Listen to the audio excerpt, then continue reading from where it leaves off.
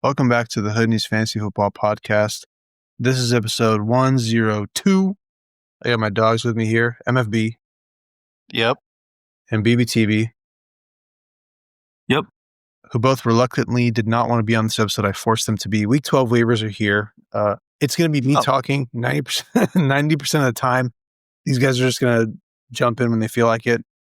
Let's go ahead and start with the quarterback position. Jacoby Brissett, 34% owned. I'm shocked that I'm speaking about a backup Cardinals quarterback who actually, you know what? I'm going to take a step back. Backup, we do a pretty good job getting backup quarterbacks. We had Josh Dobbs last year. He was slanging it. He was running. Lots People of traded movement. for him, right? Bro, he was a dog, all right? So if Cardinals can do one thing right, it's get a good backup quarterback, all right? He's only 34% owned. We talked about him last week in week 11 waivers. He was only 20% owned then. If you didn't pick him up, it's probably too late now. He's only owned about 1 of 3 leagues. So he's at the top of the list, just very consistent. We talked about him brought him up in the studs episode briefly because he broke the NFL record for most completed passes in a game with 47. And he hasn't scored less than 19 fantasy points this season so far. So, solid option. Couple more names. These are just stashes. I would not be starting these guys. Shadur Sanders, who's supposed to take over for Dylan Gabriel, dealing with a concussion, I believe it was. Only 2% rostered. He's going to be a hot ad. I don't think he's going to go out there and ball, but he's a stash. Just pick him up, put him on your team. If Don't you pick him up. have a spot. Please don't pick him up. Hater. I wouldn't use any fab on him. Brother, there is 31 better quarterbacks than that, homie. Tyler Shuck being one of them, or what? Yes, I'm taking Tyler Shuck. Look, bro, there's just a lot of hype around him. He is likely going to start this game, the next game that they have. So, why not just pick him up? Just if you have the roster spot, pick him up. Sheesh. Hater, man. Next name on the list, Kirk Cousins, only 1% owned. Tyler Penix, out for the season, torn ACL. It's apparently the same ACL he tore last time on the same knee, and it's his 4th or 5th season-ending injury that he suffered since high school or college. I can't remember. I'd have to look that up. Oh, wow. He's suffered a lot of season-ending injuries throughout his career. I think it might be 4, but yeah, or this is the 5th one. I'd have to look it up, but Michael Penix, man, just a lot of season-ending injuries. He's turning into Derrick Rose. Kirk Cousins only 1% rostered with no Drake London this week, so don't expect anything out of him, but he's just... And they're bottom of the division, or they're right above the Saints, huh? They're right above the Saints. Yeah. Anyways, Kirk Cousins just go out there and have fun. So just add him just for fun too while you're at it. But that's it for quarterbacks. No one really worth spending any fab or waiver claim besides Jacoby Brissett. If you need a quarterback, he's decent as a backup for the Cardinals. He could be a decent backup for your fantasy team. Let's move on to wide receivers. At the top, of course, another Cardinal player, Michael Wilson, 48% rostered already. Went out there and got 185 yards on 18 targets, 15 catches. Most receiving yards in a game this season so far by a receiver. Definitely worth an ad, especially if Marvin Harrison misses the next game. My guess is they would hold him out for the next game. Even if they don't, he still showed what he can do, and he's definitely still worth an ad anyways. A couple more names. Christian Watson, 34% rostered, got 2 touchdowns this week. As long as Jaden Reed is not there, they're definitely going to use him more, and especially since they lost Tucker Kraft for the season with the ACL injury. Christian Watson is going to be utilized in this offense a lot, and that division's very close, so there's always going to be opportunities for him to score. Alec Iomanner of the Tennessee Titans, who I believe is dealing with some injury, but we have Calvin Ridley out for the season. Broken fibula, I want to say. And DK, the other receiver, the rookie who is coming up, is dealing with a chest injury of some sort. So there's no one on the team to catch the ball. So Iomanner should see a lot of targets come his way. I don't know about anyone else on that team. If you want a dart throw, by all means, have at it. But Iomanner should be rostered. He is a rookie, and he could have a second half of the year breakout. So pick him up. It could be worth it. Alec Pierce, 49% rostered, coming off the bye. They use him. He is fast. He gets separation from his... He stretches the field. Yes, and he can catch, unlike Adonai Mitchell. He's on this list. So yeah, Alec Pierce is definitely worth an add. If he's not rostered in your league, if you're in a competitive league, he's likely already rostered. But if for some reason he's not, because it's apparently in 50% of leagues he's not rostered, pick him up. Definitely good bench piece. Darnell Mooney, 31% rostered with no Drake London this week. The target's got to go somewhere. And they're not going to Kyle Pitts, I'll tell you that. So yeah, but damn, Mooney has been atrocious. Brother, but it is the right ad to make. Yeah. He should have a solid week with Kirko there. All of a sudden, you guys want to chime in. Dang, Darnell Mooney, that was the name to bring up? All right. Apparently, he's the hottest ad, guys. I mean, I think so personally. Just no one's there. Drake's out for the week. Kirko throws the ball a lot. Can't run. You take him over Michael Wilson? Well, no, because Michael Wilson's like almost 50%. Okay. Adonai Mitchell, I'm putting his name in here. He had a lot of drops Thursday night. He had, what was it, like 4 big drops or something? Nothing new. He's a bum. Yeah. Literally. Well, with no Garrett Wilson, and I would add the other homies there. I don't even know who they are. I would add him over Adonai Mitchell. I'm being so dead ass. I think it's like Isaiah Hodgins, or I don't even know the names of these homies, bro. Anyways, Tyrod Taylor's been named the starter by Aaron Glenn. So, wait, that might make Adonai the guy. Yeah, for sure. Anyways, that's why I'm bringing his name up. So, if they are indeed, which actually he already announced they are switching quarterbacks. So, he's a stash. Don't start him. Don't play him. But if Tyrod Taylor goes out there and gets him the ball, hey, no one else is there to catch the ball. Garrett Wilson's out for at least 4 weeks or 4 games because he's on IR. And I doubt they rush him back since he is kind of the future of their franchise right now. So for these guys, who are your top 3? Give them to me. MFB, go. I'll say Alec Pierce, Michael Wilson, and Mooney. I'm going Michael Wilson, Mooney, Watson. Yes, I go. I mean, if Alec Pierce is available, he's there. Him, Michael Wilson, and then probably Watson over Mooney. I just don't think Kirk's going to get it done. He could. The targets could go his way. If you need a rental, take Darnell Mooney. But I think Watson has longer term value. Michael Wilson has value as it is. I think he's earned himself more targets. And Pierce is just heavily utilized on that Colts offense. That's it for wide receivers. Let's move on to running backs. The big ad is Emmanuel Wilson, who is the backup to Josh Jacobs, who got injured this week. I think he was deemed week to week. LaFleur made a comment saying that he's optimistic or something about Josh Jacobs returning this next week. Add the next Wilson week, for real? You can check the comment that he made. He did make a comment. I thought it was something about like the season, like it wasn't season ending. But I feel like he's for sure out next week.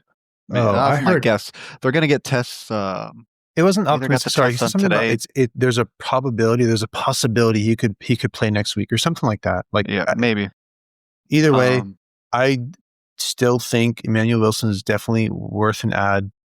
This is pretty late into the season, so if you have Fab, I mean, if Josh Jacobs is week to week, who knows? He could be out 1 week, could be out 2. You never know. So Wilson's definitely worth an add for sure. Yeah, 8% rostered. Sure. I mean, after Josh Jacobs left that game, Wilson was the only Packers running back with a rush attempt. Okay. Yeah. So this is where like you blow the Fab. Yeah, I'm blowing my Fab. All right, brother. I'm blowing it. That's enough. Didn't you blow it on Tyrone Tracy already? And then you traded for Khalil Shakir, who got you 0.2 points. And don't you have Josh Jacobs? We have a job opening for him because somebody's giving us a bad name. And don't you have Josh Jacobs? So now you're out of a running back and you have no Fab to bid on a running back. It's not your year, brother. It's been a tough year, man. Yeah, we can tell. It's been a tough year. Sean Tucker, 27% rostered, who went out there and just absolutely balled. 2 rush touchdowns, a receiving touchdown. Suddenly they unlock him, after I dropped him and got rid of him. He's definitely earned more playing time. Obviously, he went out there and did his thing. Bucky Irving, we mentioned on the last episode, they're being kind of weird about him coming back, about when he's going to come back. How healthy is he? What's his status? What's his progress? So Sean Tucker, worth an add, especially in the event that Bucky misses more time. Chris Rodriguez, heading into the bye, is a starter for the Washington Commanders. And I'm not sure of his exact rush share, so I would need to look that up. But he's definitely the starter for that team. And so a starting RB on an offense is always worth an add. They are going to the bye week, just FYI, but he did his thing. Last but not least, Bam Knight, who DeMercado injured his ankle again. So Bam Knight is back in line to be the first to get the first running back reps. Is Trey Benson not back? I was going to say if Trey Benson is not back, I believe he's supposed to return this week, but he may not. If Trey Benson is back, you can ignore Bam Knight. If Trey Benson is out for another week, he's probably a pretty decent spot start. But yeah, how do you guys? Well, let me see. Who do they play this week? They play against Jacksonville, who's been pretty good against the run. He's still a good flex play if you need it. If Trey Benson's not playing. Let's see. Emmanuel Wilson is a priority here for sure. Mm-hmm. And then, how do you guys? The last 3? Who do you take? Emmanuel Wilson. We said that already. Sean Tucker, then Chris. Yeah. Okay. That's pretty much it. Yeah. I probably would have touched Bam Knight low key because Michael Carter was getting touches too and passes. True. Okay. The Arizona backfield's a mess, bro. It's a headache. Bro, the whole team's a mess. Nah, bro. Trey McBrizzy, fire. Hey, bro. He's the bright spot on the team. I mean, honestly, Michael Wilson did his thing. Jacoby Brissett did his thing. He's a big bright spot, bro. He's the top tight end of the year. Yeah, I know. You gotta be proud of that. Brother. He's the only, that's literally when Kyler Murray was out or not playing or whatever, I was like, the only player on the Cardinals that you should keep on your team is for sure McBride. Everyone else you can trade away. That's it for running backs. Let's move on to tight ends. Juwan Johnson, if he's somehow still available, he's 47% rostered. He's coming off the bye, and they were utilizing him a lot before the bye, so pick him up if he's out there. Yeah, I'm just throwing names out there, man. The tight end landscape is tough. Mason Taylor, if Tyrod Taylor's the starter at quarterback, he may be worth an add and just stash on your bench. We'll see how they play together. Brenton Strange is coming back from IR for the Jags. Also just a stash. Another name. Chig Okonkwo of the Tennessee Titans. Because they're out of targets, we talked about an amazing catch, by the way. I didn't see it. It was wild, over the shoulder. Forgot how many yards, but it was a deep bomb. Nice. Nice. Yeah, I mean, the tight end landscape is tough. And in that offense with no one to target besides Io Manor, we talked about Ridley being out for the season. We talked about DK having a chest injury of some sort. If there are less people to target, targets got to go somewhere. And Chig's been getting, like a steady 5 targets a game plus, so it should go up. Brock Wright, the Lions placed Sam Laporte on IR before Sunday's game. So Brock Wright is just worth an add. He may be spot startable. Depends on, he's more matchup dependent in my opinion. But only 1% rostered. I forgot to mention the roster percentage for these guys. Mason Taylor, 17%, Bretton Strange, 12%, Chig Okonkwo, 15%. So all pretty low roster percentages. Besides Juwan Johnson, who's your guys' number one target out of the other 4, if you had to pick one up? Oh my God. Okonkwo. Hands down. I'd probably hit Mason Taylor, bro. Nah. Really? Huh. All right. I mean, yeah, with Tyrod Taylor being the quarterback, it's a toss-up for me, actually, between Chig Okonkwo and Mason Taylor. Yeah, toss-up for me. You know what? Screw it. I go Mason Taylor. With Tyrod Taylor being QB, should be good. That's it for tight ends. Moving into some kicker options. Cairo Santos, 21% rostered.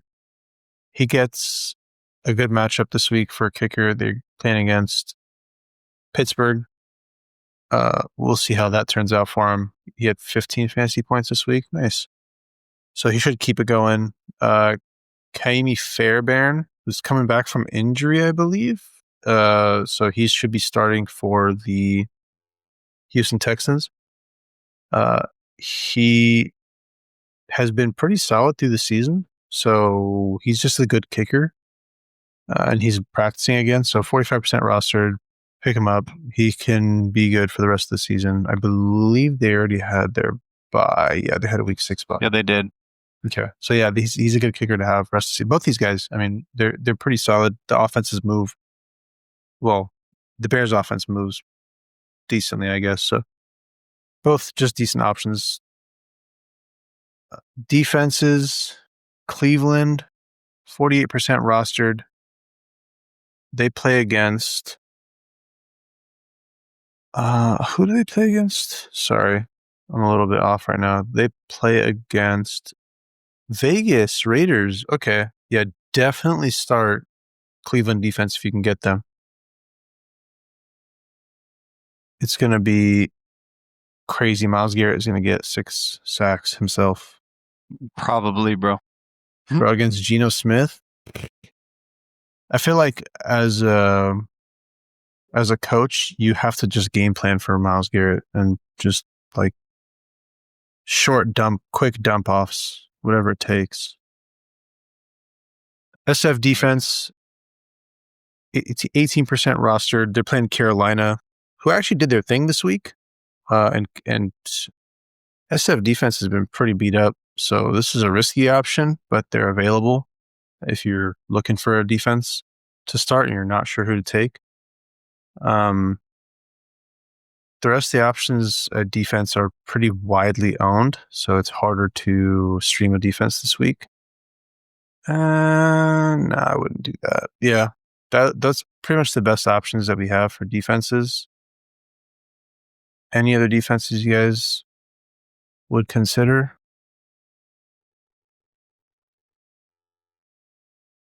It's a tough week for defenses, bro. I'm not going to lie. Mm-hmm. Mainly because most of them are owned. Yeah, people.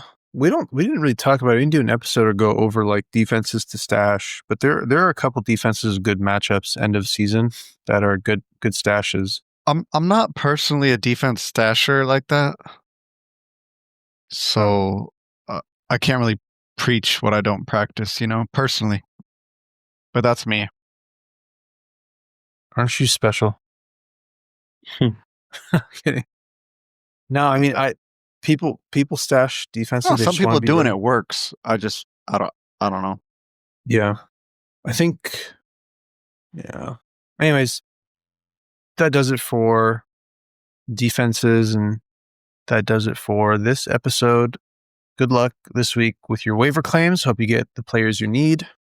If you don't, look for players that people drop. People will drop players off their team to make waiver claims, and sometimes they drop decent player to pick up. So just be on the lookout after waivers go through. But that'll do it for this episode. We will see you guys on the next one. Peace.